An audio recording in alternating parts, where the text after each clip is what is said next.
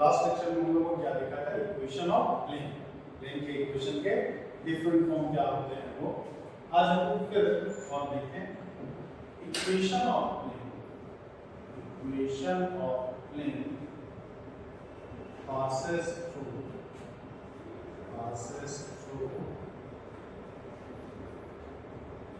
points x1 y1 z1 x2 y2 z2 and x3 y3 z3 is given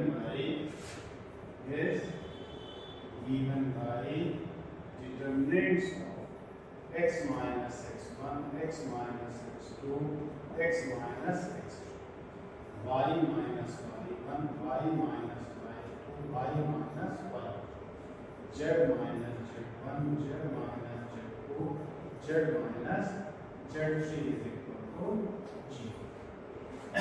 ये तरीका है हमारा निकालने का।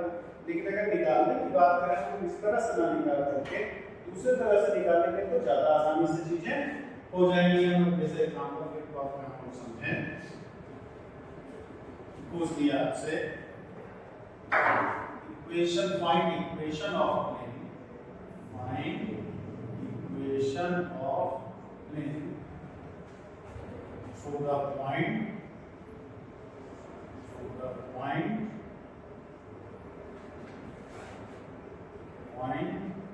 1, 3 minus 2, 2, 1, 2 and 1, 4, 5। ये तो इससे अगर प्लेन का इक्वेशन आपको चाहिए होता है तो प्लेन के इक्वेशन के लिए हम लोगों ने क्या देखा था कि अगर ABC लाइन प्लेन के मापों का डायरेक्शन इस हो हमारा और वो x1 y1 z1 से पास कर रहा हो तो प्लेन का इक्वेशन क्या था, a x minus x1 plus b y minus y1 plus c z minus z1 is equal to 0।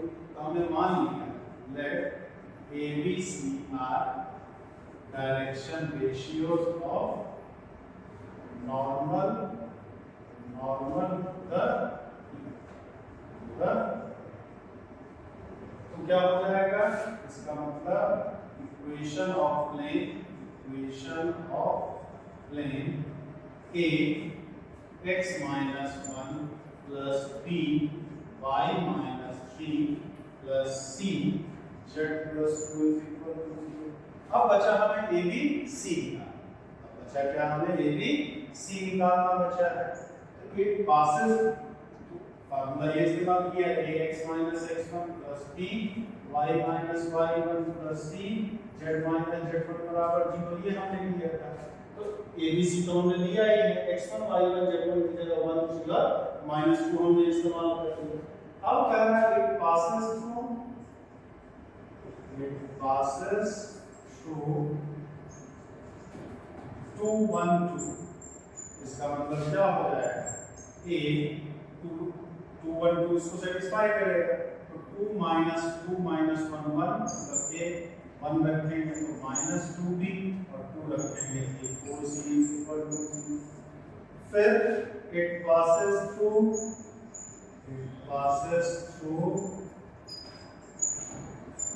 1, 4, 5।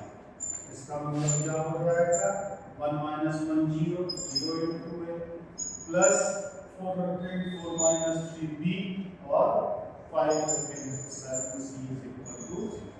ये था। तो सेकंड और थर्ड से हमें क्या निकालना है, ये भी सी निकालना होगा।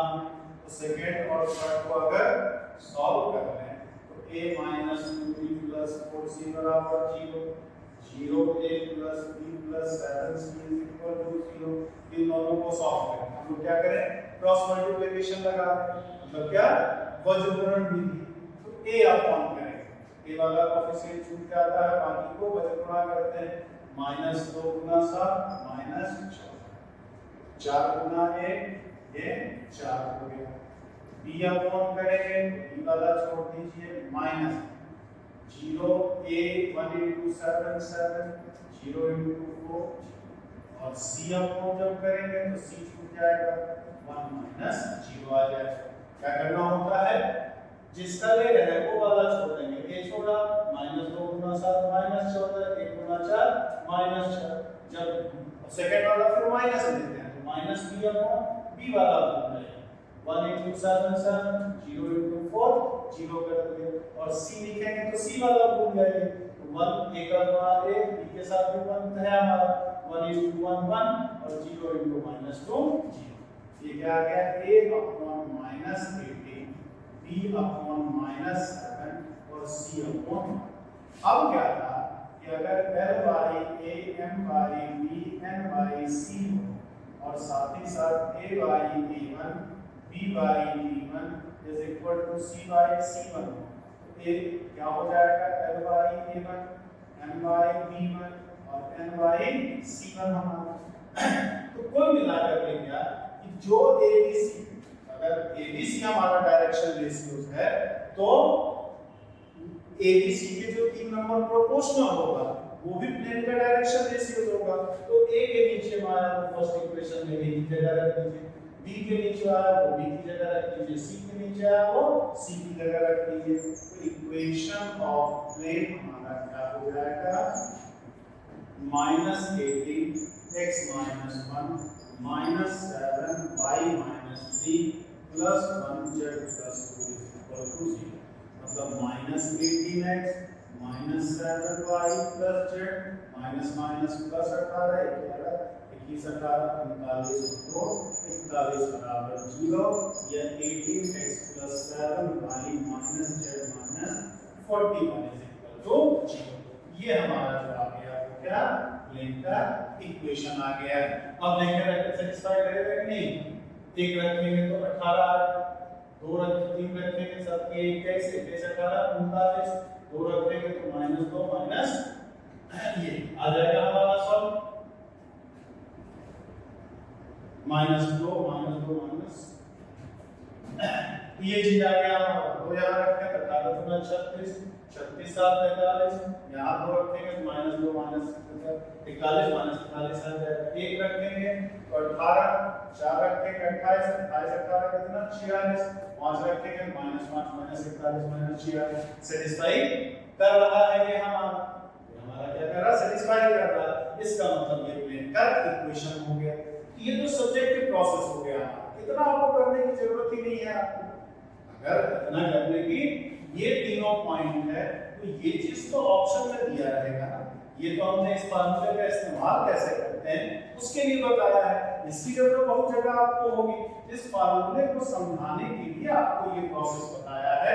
अदरवाइज आपको 3 पॉइंट से पास करने वाले प्लेन का इक्वेशन चाहिए और प्लेन का इक्वेशन ऑप्शन में दिया है तो चुपचाप क्या करिए दिए गए पॉइंट को ऑप्शन में x y z की जगह रखते जाइए। जो इक्वेशन इन तीनों पॉइंट को सेटिस्फाई कर देगा वही आपका आंसर हो जाएगा। इतना कुछ करने की जरूरत है ही नहीं आपको। अदरवाइज फिर डिटरमिनेंट्स वाला तरीका दूसरा मेथड से आप क्या कर सकते हो इक्वेशन ऑफ प्लेन डायरेक्ट क्या लिख सकते हैं इक्वेशन ऑफ प्लेन क्या हो जाएगा is determinants of x minus 1 by x minus 2 x minus 1 y minus 3 y minus 1 y minus 4 z plus 2 z minus 2 z minus y is equal to 0। इस determinants को भी अगर आप सॉल्व करोगे तो देखोगे इसी आंसर पर पहुंचेगा और कुछ आपको करने की जरूरत नहीं होगी यहाँ हमारा। तो ये चीज को मिला करके क्या हमारा प्लेन का इक्वेशन इससे निकल जाएगा। तो ऑब्जेक्टिव मेथड भी आपको बता दिया, फ्लो प्रोसेस से होता है वो कैसे होता है ये भी बता दिया गया आपको। फिर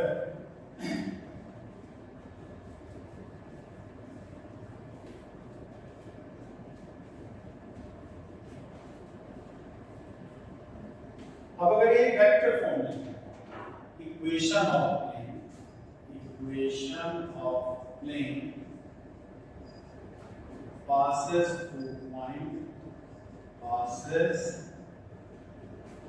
through points whose position vectors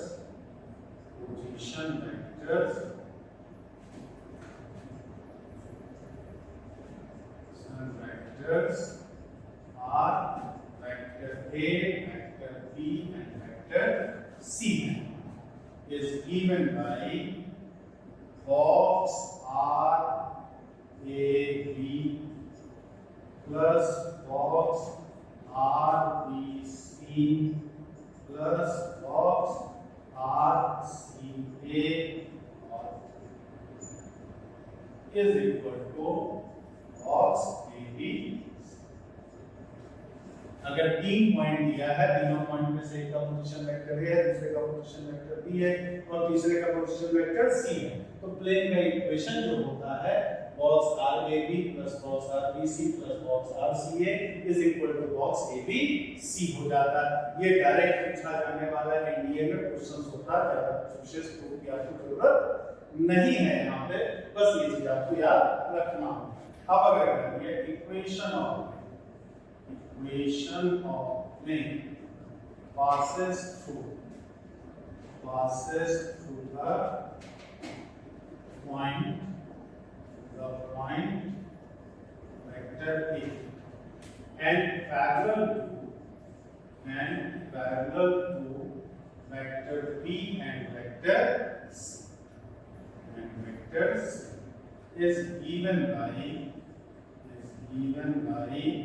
box RBC is equal to box ABC। ये भी अक्सर पूछा जाने वाला सवाल होता है, डायरेक्ट ऑप्शन पे ही किया रहेगा। कैसे अगर आता है ये भी अगर समझना है, छोटा सा प्रूफ है हमारा, तो अगर ये वेक्टर A से पास कर रहा है, वेक्टर A से ये हमारा क्या कर रहा है, पास कर रहा है, ठीक, और B और C के पैरेलल है, वेक्टर B भी इधर है और वेक्टर C भी इधर है, वेक्टर C के भी पैरेलल। तो वेक्टर B और ये प्लेन है हमारा, वेक्टर B और वेक्टर C ऐसे है, ये दोनों वेक्टर B और C जो प्लेन के पैरेलल होगा, तो B क्रॉस C जो होगा, B क्रॉस C जो होगा हमारा वो क्या होगा, वेक्टर A के प्लेन के परपेंडिकुलर। इसका मतलब plane parallel to vector B and vector C, so plane is perpendicular to B cross C। मान लिया इसको वेक्टर n, तो ये हमारा क्या होगा, वेक्टर n का डायरेक्शन हो जाएगा हमारा, तो B क्रॉस C यानी वेक्टर n जो हो जाएगा नॉर्मल वेक्टर हो जाएगा हमारा।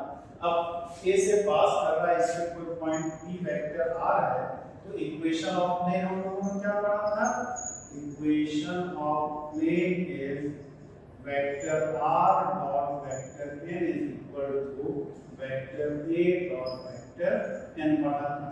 तो ये क्या आ गया, vector R dot vector B cross vector C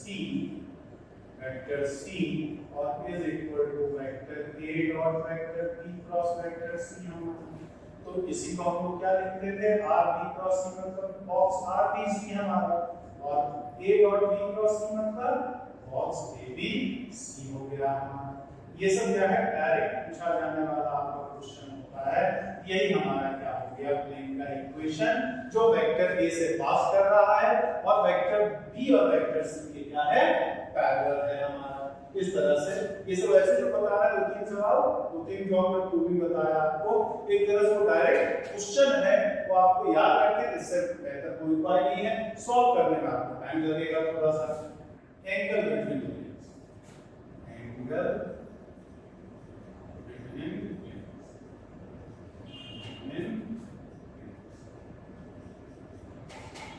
ये क्या होगा, एंगल बिटवीन आपका angle between two planes, angle between two planes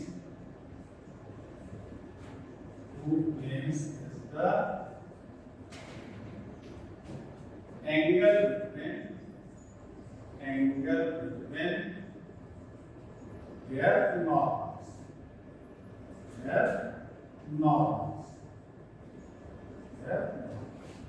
दो प्लेन के बीच वही एंगल होता है जो दोनों प्लेन के नॉर्मल के बीच एंगल होता है। अभिलंब के बीच दो तल के बीच कोण निकालना, इसका मतलब घुमा फिरा करके क्या उन दोनों तलों के अभिलंब के बीच कोण निकाल लेना है। तो दोनों अभिलंब यानी दोनों नॉर्मल के बीच जितना एंगल होगा उसी एंगल को हम दोनों प्लेन के बीच का भी क्या कहते हैं, एंगल कहते हैं। तो हम अगर कहें तो फार्मूला क्या हो जाएगा, angle between planes if and acute angle between planes when planes a1x plus b1y plus c1z plus b1 बराबर 0 and a2x plus b2y plus c2z plus b2 बराबर 0, then cos theta is equal to a1 a2 plus b1 b2 plus c1 c2 upon root under a1 square plus b1 square plus c1 square root under a2 square plus b2 square plus c2 square। जो हम लोगों ने देखा था दो line के बीच angle निकालना, angle steady में अगर करना कहीं कैंसर दो लाइन के बीच ही निकलता है, दो लाइन के बीच अलावा और किसी के बीच एंगल निकालने का कोई डायरेक्ट फार्मूला नहीं होता।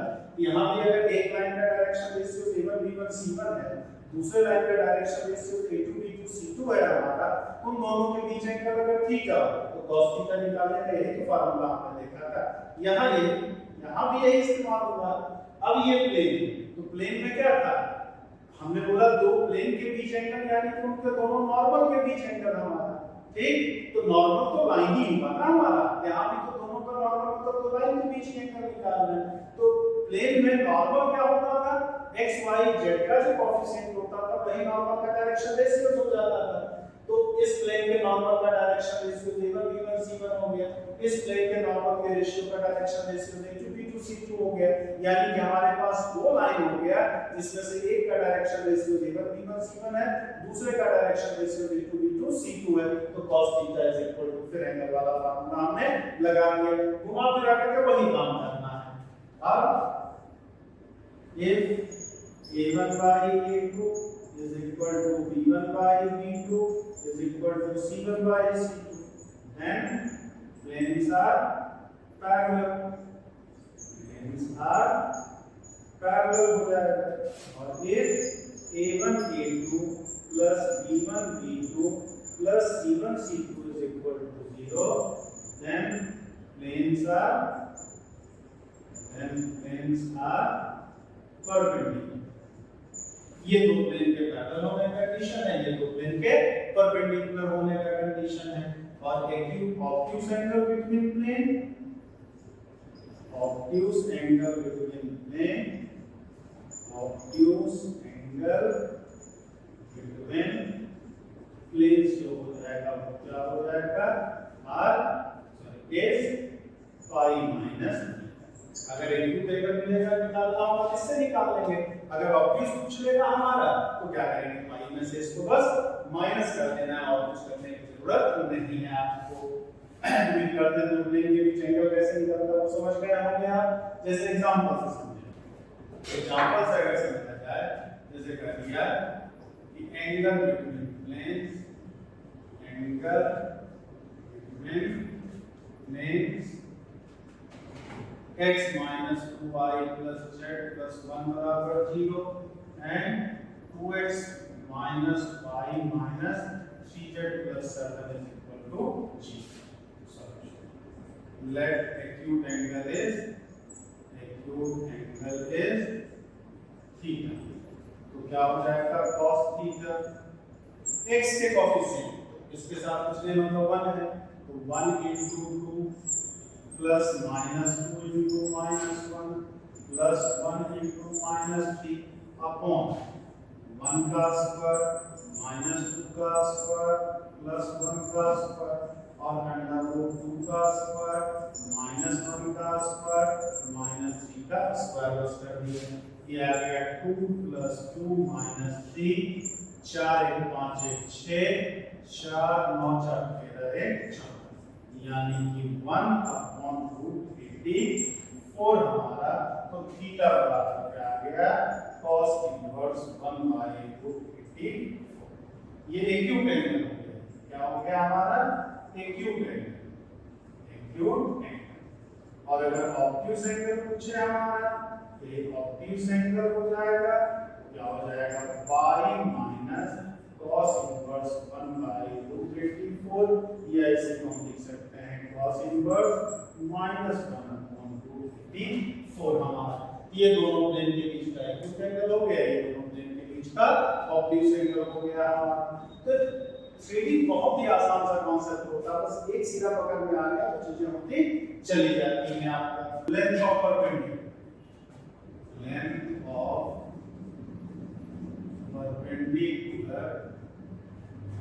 from a point on a plane,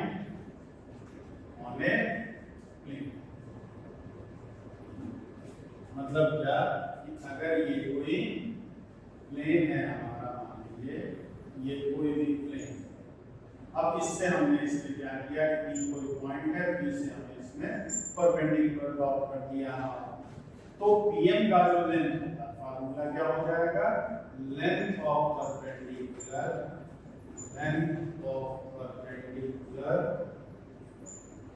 from the point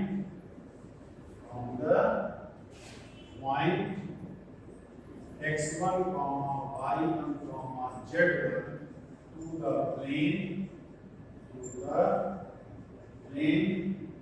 ax plus by plus cz plus b is equal to 0.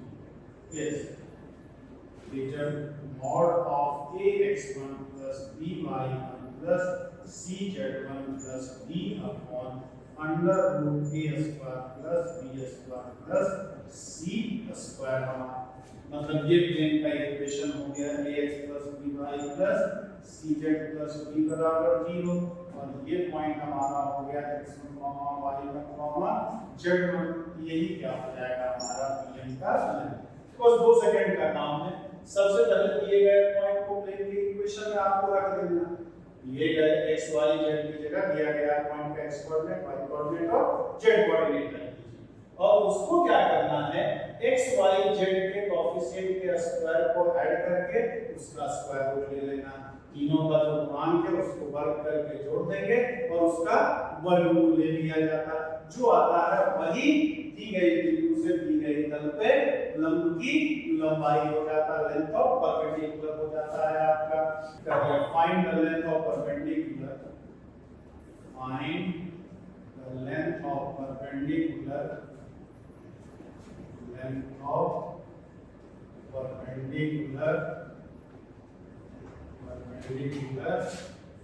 from 1 minus 3, 4 to the plane cx minus y plus z plus 7 is equal to 0। तो answer हमारा simply क्या हो जाएगा, mod x की जगह 1 रखेंगे, 3 y की जगह -3 रखेंगे, माइनस प्लस 3, z की जगह 4 रखेंगे, 4 प्लस 7 अंडर 3 का स्क्वायर 9 -1 का स्क्वायर 1 ही, और 1 का स्क्वायर भी 1। तो 7 4 11 3 14 3 17 17/√11। यही हमारा क्या हो गया आंसर हो गया। जैसे टूटी में किया जाता, स्ट्रेट लाइन में करते थे, सरल रेखा में करते थे, सेम कांसेप्ट आपको प्लेन में भी लगाना है। बस क्या करना है, यहाँ z वाला पार्ट बस एक्स्ट्रा हो जाता है हमारा। इसी को अगर वेक्टर फॉर्म में दिया गया है हमारा, वेक्टर फॉर्म में क्या हो जाएगा, वेक्टर, इसी कॉन्सेप्ट को अगर हम वेक्टर फॉर्म में डिस्कस करते हैं तो length of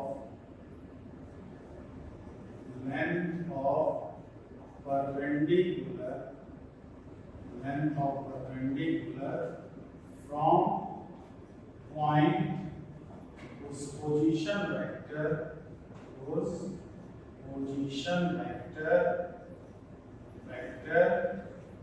is vector alpha to the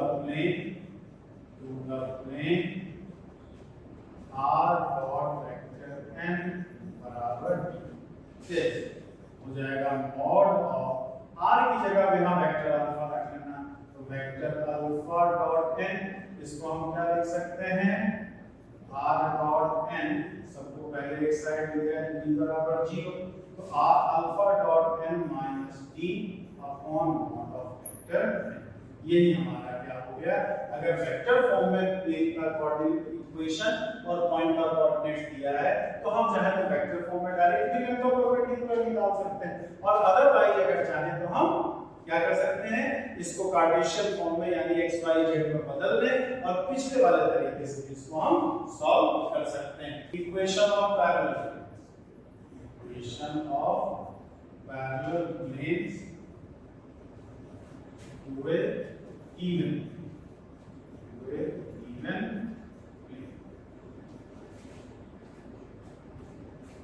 तो क्या हो जाएगा, equation of any plane parallel to the plane ax plus py plus cz plus d is equal to 0 is given by ax1 plus by1 b बराबर lambda बराबर 0, where lambda is any real। मतलब क्या, अब जैसे board एक plane है हमारा, इस बोर्ड के पैरेलल तो बहुत सारे बोर्ड हम लगा सकते हैं ना, बहुत सारा प्लेन हो सकता है। किसी एक प्लेन के पैरेलल कोई सिंगल प्लेन तो होगा नहीं, किसी एक प्लेन के पैरेलल क्या होगा, इनफाइनाइट प्लेन्स होता है हमारा। किसी एक प्लेन के पैरेलल क्या होगा, इनफाइनाइट प्लेन्स होगा हमारा। तो इनफाइनाइट प्लेन्स है तो प्लेन पैरेलल मतलब डायरेक्शन रेशियोज नहीं बदलना चाहिए, तो x y z का जो कोएफिशिएंट होता था abc वही डायरेक्शन रेशियो होता था, तो abc तो हम बदल नहीं सकते हैं, सॉरी x1 y में x y z, तो abc तो बदला नहीं जा सकता, तो बदलने के लिए क्या बचा, कांस्टेंट बचा हमारा। तो बस खाली कांस्टेंट टर्म b की जगह हटा करके या जो भी दिया उसकी जगह पे हटा करके लैम्डा निकाल देंगे हम। लैम्डा पैरामीटर है, लैम्डा निकालने के लिए कोई ना कोई कंडीशन आपको दिया रहेगा। तो बस किसी भी प्लेन के पैरेलल अगर प्लेन का कोई इक्वेशन लिखना है तो बस खाली उसका x y z वाला टर्म सेम रखिए, बस उसका केवल क्या करें आप, कांस्टेंट टर्म को बदल देना है और कुछ करने की जरूरत नहीं है। और वो कांस्टेंट टर्म लैम्डा के लिए कोई ना कोई कंडीशन क्वेश्चंस में मिलेगा। जैसे मैं आपको समझिए कह दिया, find equation of plane parallel to 2x minus y plus 3z plus 7 is equal to 0 and whose y intercept is 6। y intercept कितना दिया है, 6 दिया है। तो सॉल्यूशन में क्या करेंगे, let equation of plane two X minus Y plus three Z plus lambda बराबर एक्स वाई जेड वाला जैसा दिया था वैसा ही रखा हमने, बस खाली 7 की जगह लैम्डा कर दिया। अब लैम्डा निकालने के लिए क्या कह रहा है कि दिया हुआ है क्या, given Y intercept is equal to 6। तो y इंटरसेप्ट निकालने के लिए क्या दिया हुआ है हमारा, क्या था, y इंटरसेप्ट निकालने के लिए x और z 0 करते हैं, तो x अगर 0 कर देंगे और z भी 0 कर देंगे, इसका मतलब क्या हो जाएगा, माइनस y प्लस लैम्डा बराबर 0 हमारा। तो लैम्डा y बराबर कितना, लैम्डा, यही हमारा y इंटरसेप्ट हो गया।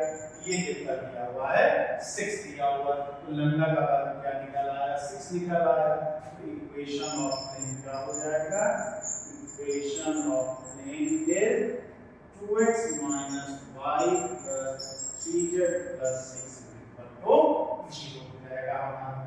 तो जैसे हम लैम्डा निकालने के लिए हमने y इंटरसेप्ट दे दिया था, कुछ और भी दिया जा सकता, हमेशा इंटरसेप्ट ही दिया रहेगा जरूरी नहीं है हमारा।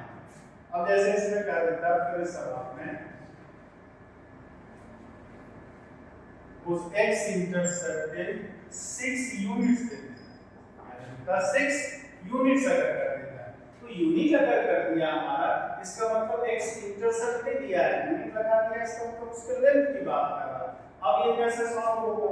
अगर सॉल्व करने की बात करें, लेट इक्वेशन ऑफ प्लेन फिर 2x minus y plus 3z plus lambda बराबर, अब x इंटरसेप्ट कितना? x और x इंटरसेप्ट क्या हो जाएगा? 4 y0 एंड z0। इसका मतलब क्या हो जाएगा? 2x plus lambda बराबर 0, x बराबर minus lambda by। अब दिया लेंथ ऑफ x इंटरसेप्ट क्या हो जाएगा? लेंथ ऑफ x इंटरसेप्ट कितना हो जाएगा? Mod of minus lambda by 2 हमारा तो दिया हुआ है ये कितना? मॉड ऑफ माइनस लैम्डा 2 बराबर 6, मतलब लैम्डा बराबर 12, तो लैम्डा का मान प्लस माइनस कर, जब मॉड हटाते हैं तो दूसरे साइड में प्लस और माइनस लगाया जाता है हमारा। तो लैम्डा का वैल्यू 12 दिया है, लैम्डा का वैल्यू -12 दिया है, तो इक्वेशन ऑफ प्लेन हमारा क्या बन जाएगा? इक्वेशन ऑफ प्लेन जो मिल जाएगा वो 2x minus y plus 3z plus 12 is equal to 0 और 2x minus y plus 3z minus 12 is equal to 0 हमारा। यहाँ ये दोनों प्लेन ऐसे होंगे जो इस प्लेन के पैरेलल होगा और जिसका x इंटरसेप्ट का लेंथ जो होगा वो 6 होगा। ये देखना इंटरसेप्ट दिया है कि लेंथ दिया है, लेंथ की केस में हमेशा डबल आंसर मिलेगा। सब अच्छे गलती करते हैं, एक निकालते हैं, ये वाला छोड़ देते हैं क्योंकि मॉड हटाने के बाद प्लस माइनस को लगाते ही नहीं है। तो लैम्डा निकालने के लिए कोई ना कोई कंडीशन आपको सवाल में दिया रहता है, चाहे कैसा भी कंडीशन दे दे आप। Distance between two parallel planes, distance between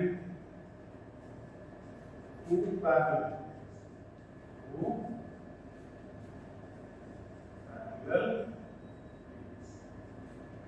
दो समांतर तलों के बीच की, ये भी सवाल अक्सर आपसे एयरफोर्स नेवी वगैरह में पूछा जाता है। दो समांतर तलों के बीच की, बड़ा आसान सा काम होता है, 2 सेकंड का काम होता है। तो distance between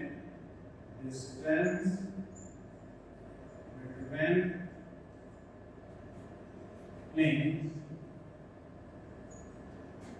ax plus by plus cz plus b1 is equal to 0 and ax plus by plus cz plus b2 is equal to 0 is given by mod of b1 minus b2 upon root under a square plus b square plus c square। बस आपको कर लेना है, कुछ विशेष करने की जरूरत नहीं। दोनों में x y z का कोएफिशिएंट सेम है या प्रोपोर्शनल है तो दोनों प्लेन पैरेलल हो जाएगा हमारा। ये दोनों में सेम हो जाएगा तब इस फार्मूले का यूज करना।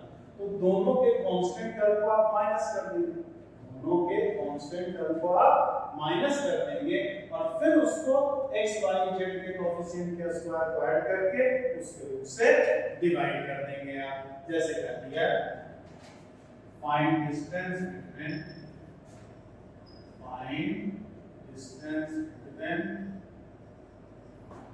2x minus y plus 3z plus 7 is equal to 0 and 2x minus y plus 3z minus 11। Answer हमारा क्या है देखें तो 7 minus minus 11 upon 2 का स्क्वायर प्लस माइनस 1 का स्क्वायर प्लस 3 का स्क्वायर, ये क्या आ जाएगा 18, 9 1 10 4 4 रूट। यही क्या हो जाएगा, इन दोनों प्लेन के बीच का हमारा क्या डिस्टेंस हो जाएगा, दोनों प्लेन पैरेलल है। तो अब अगर दिया है आपका डिस्टेंस बिटवीन प्लेन्स, ये देखिए x plus 2y plus z plus 3 is equal to 0 and 3x plus 6y plus 3z minus 12 is equal to 0। अब इस फार्मूले में थोड़ी सी दिक्कत है हमारा, क्योंकि हमने जो फार्मूला पढ़ा था उसमें दोनों में x y z का कोएफिशिएंट सेम होना चाहिए था। तो पैरेलल होने के लिए खाली सेम तो नहीं होना चाहिए हमारा, पैरेलल तो तब भी हो सकता है ना जब कोएफिशिएंट x y z के क्या हो, समानुपाती हो। यहाँ 1/3 2 है और 6 है, 2/6 और 1/3, ये भी तो वही तीनों है, प्रोपोर्शनल है हमारा, इसका मतलब ये दोनों पैरेलल है। तो इस फार्मूले में लाने के लिए आप क्या करेंगे, या तो इसको 3 से गुणा कर दें, इसमें भी 3x + 6y + 3z आ जाएगा, या तो दूसरे वाले को 3 से डिवाइड कर दें। तो इसको हम चाहें तो क्या लिख सकते हैं, 3 से डिवाइड करेंगे तो x + 2y + z - 4 बराबर 0। अब अगर देखें तो फार्मूले पे आ गया हमारा, तो डिस्टेंस अब क्या हो जाएगा, distance is equal to 3 - -4 upon 1 + 4 + 1 यानी कि 7/6। तो इन दोनों प्लेन के बीच का, इन दोनों पैरेलल प्लेन के बीच का डिस्टेंस जो है वो कितना है, 7/6 है हमारा। और आसानी से चीजों को हम इस तरह से कर सकते थे, जैसे दो लाइन अगर एक दूसरे को काटता है तो ये क्या बनता है, पॉइंट बनता है हमारा, और इस पॉइंट से हम इनफाइनाइट रेंज ड्रॉ कर सकते हैं, इस पॉइंट से हम क्या इनफाइनाइट रेंज ड्रॉ कर सकते हैं। उसी तरह से अगर दो प्लेन एक दूसरे को काटता है, अगर दो प्लेन एक दूसरे को काटेगा तो हमेशा क्या एक लाइन बनेगा, क्या बनेगा, एक लाइन। दो रेखाएं काटता है तो एक बिंदु बनाता है, और जब दो तल एक दूसरे को काटेगा तो एक सरल रेखा बनाएगा, और उस लाइन से फिर हम इनफाइनाइट लाइंस ड्रॉ कर सकते हैं। जैसे इस पॉइंट से हम इनफाइनाइट लाइन, अनंत रेखाएं खींच सकते हैं, वैसे ही दो प्लेन के इंटरसेक्शन लाइन से हम क्या इनफाइनाइट लाइंस ड्रॉ कर सकते हैं। उस प्लेन का इक्वेशन क्या है, equation of any plane passes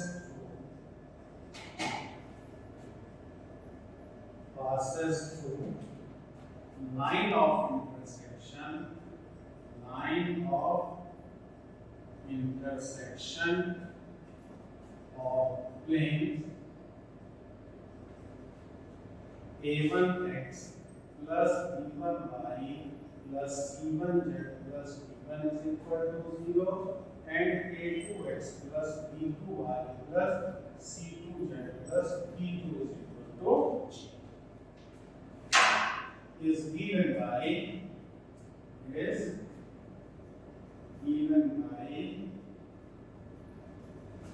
a1x plus b1y plus c1z plus b1 plus lambda a2x plus b2y plus c2z plus d2 बराबर 0, where lambda is any real कोई भी वास्तविक संख्या हो सकता है। तो यहाँ भी लैम्डा निकालने के लिए कोई ना कोई कंडीशन आपको सवाल में दिया है, मतलब एक प्लेन का एक्सप्रेशन लिखना है, एक तल का वैल्यू लिखोगे प्लस लैम्डा इनटू दूसरे प्लेन का एक्सप्रेशन लिख देना है आपको बराबर 0। इस लैम्डा निकालने के लिए कोई ना कोई कंडीशन आपको सवाल में दिया है। जैसे अगर हम बात करें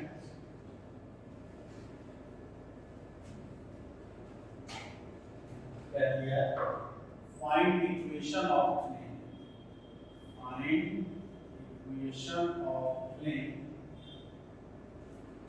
passes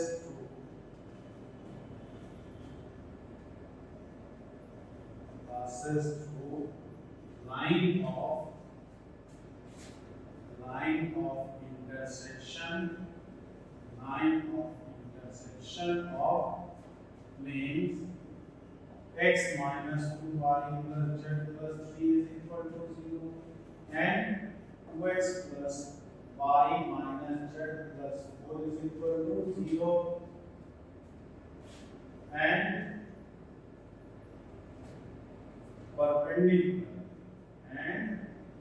perpendicular to plane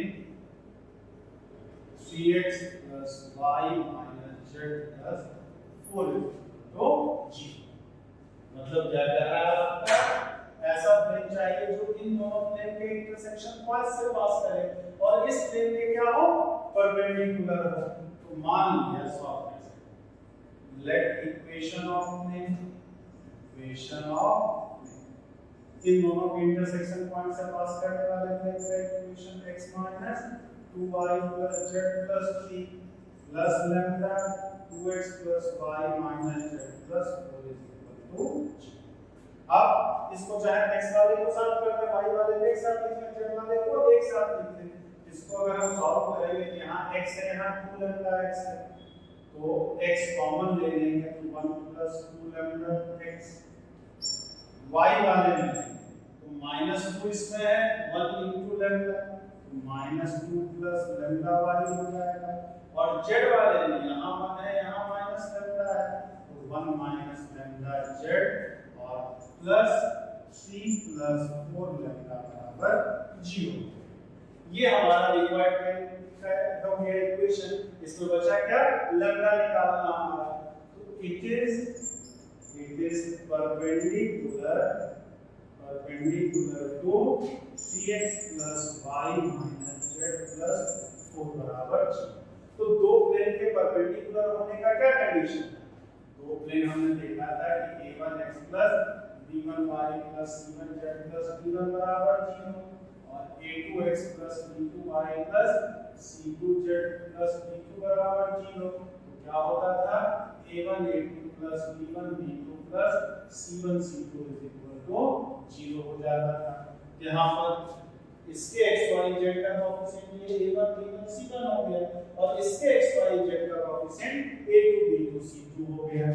यानी हमें ध्यान मिल जाएगा 1 plus 2 lambda into 3 plus minus 2 plus lambda into 1 और z का coefficient 1 minus lambda into minus 1 बराबर क्या, ये आ गया 3 plus 6 lambda minus 2 plus lambda minus 1 plus lambda is equal to 0। ये आ गया lambda 6 lambda 8 lambda minus 2 3 बराबर 0। मतलब lambda का मान 0 ही हो जाएगा हमारा।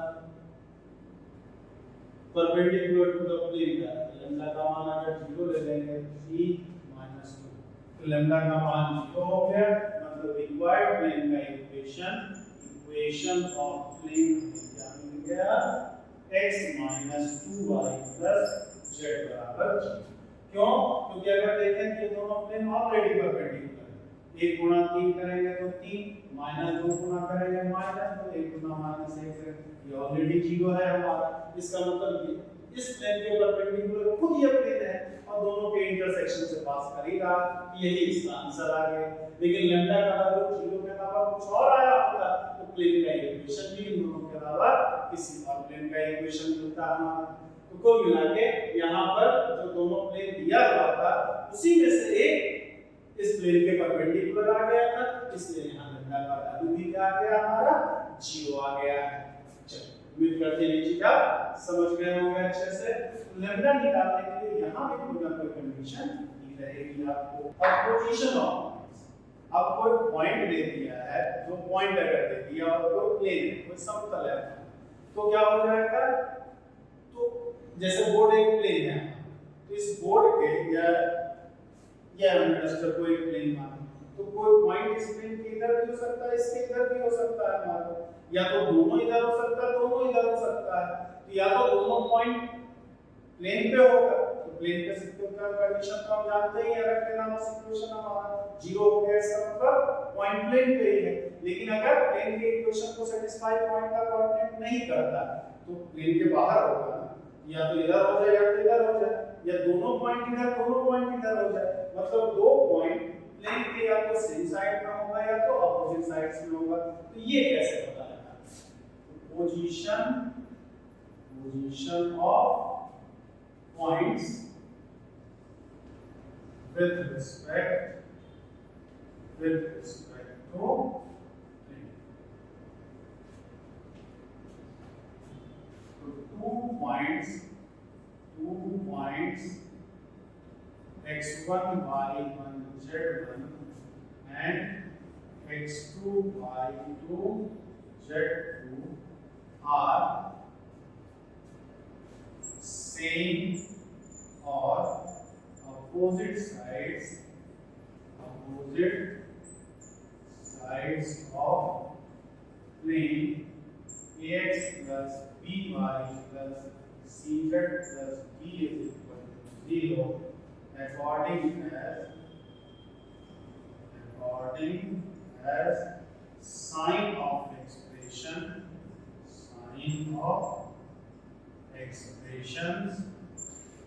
ax1 plus by1 plus cz1 plus d बराबर d and ax2 plus by2 plus cz2 plus d are same or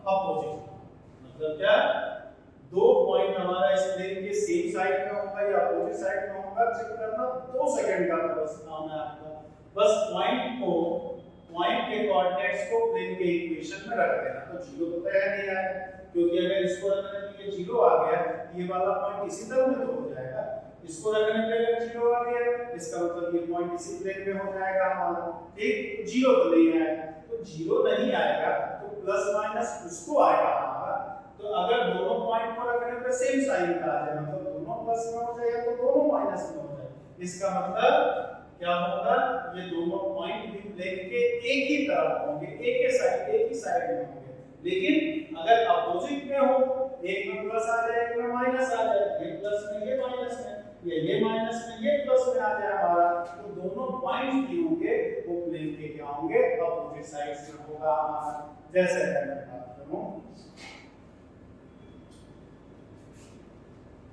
points हमारा दे दिया P2 minus 3 1 and 2 7 1 minus 2 plane दे दिया आपका क्या 2x minus y plus z plus d बराबर 0 अब check करें तो पहले x y z की जगह रखेंगे तो क्या आ जाएगा 2 रखेंगे 4 plus 3 plus 1 plus 3 greater than 0 आ गया अब इसको रखें तो 14 minus 1 minus 4 plus 3 ये भी 0 आ गया इसका मतलब आंसर क्या हो गया P and Q are same side of the plane एक साइड में है दोनों पॉइंट प्लेन के सेम साइड में है एक ही तरफ है हमारा अगर इसमें प्लस आ रहा है इसमें माइनस आ जाता है या ये माइनस हो रहा होता है ये प्लस होता इसका मतलब दोनों पॉइंट भी हमारा क्या है वो प्लेन के अपोजिट साइड में होगा हमारा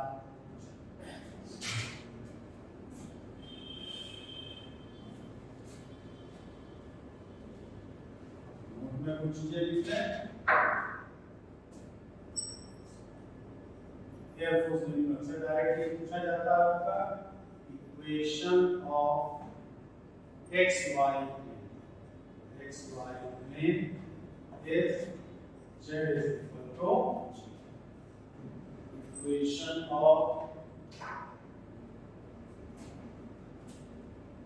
equation of xz is y is equal to and equation of xyz is x is equal to 2D में क्या होता था x is equal to 0 y axis होता था एक लाइन होता था और y is equal to 0 x axis होता था लेकिन यहाँ पर हमने क्या करा 2D में 1 डिग्री का इक्वेशन स्ट्रेट लाइन बताता है लेकिन 3D में 1 डिग्री का इक्वेशन एक प्लेन को बताया तो अब यहाँ अगर x बराबर 0 दे दिया हमारा तो x बराबर 0 क्या y एक्सिस का इक्वेशन ना होकर के y z प्लेन का इक्वेशन होगा y बराबर 0 x एक्सिस को रिप्रेजेंट ना करके बल्कि क्या बताया ये xz प्लेन को बताता है ऐसा हमारा। ये चीज आपको ध्यान रखना है। ये सवाल समझेंगे कैसे 2D में कि 3D में। क्वेश्चन या ऑप्शंस में कहीं भी अगर z का इस्तेमाल कर दिया, क्वेश्चंस या ऑप्शंस में कहीं भी अगर आपको z का इस्तेमाल कर दिया, इसका मतलब किसका होगा? 3D का सवाल होगा हमारा। तो 3D में हमें क्वेश्चन ऑप्शन में कहीं भी z का इस्तेमाल किया है और x बराबर 0 हमें मिल गया, इसका मतलब हमें क्या पता लग जाएगा कि yz प्लेन का इक्वेशन है। y बराबर 0 मिल गया, इसका मतलब xz प्लेन का इक्वेशन है। क्वेश्चन में कहीं 3D 3 डायमेंशनल ज्योमेट्री लिखा भी नहीं है, कहीं z का भी इस्तेमाल नहीं है, इसका मतलब क्या हो जाएगा हमारा? ये y एक्सिस हो जाएगा, ये x एक्सिस हो जाएगा। z से अगर z कहीं इस्तेमाल नहीं है और 3D का सवाल पूछना होगा तो बकायदा बोर्ड में लिखता है इन 3 डायमेंशनल ज्योमेट्री। लेकिन अगर ऐसा नहीं है हमारा, उस केस में क्या ये प्लेन केस पे इक्वेशन को रिप्रेजेंट करेगा। Equation of plane parallel to xz xy plane is z is equal to constant.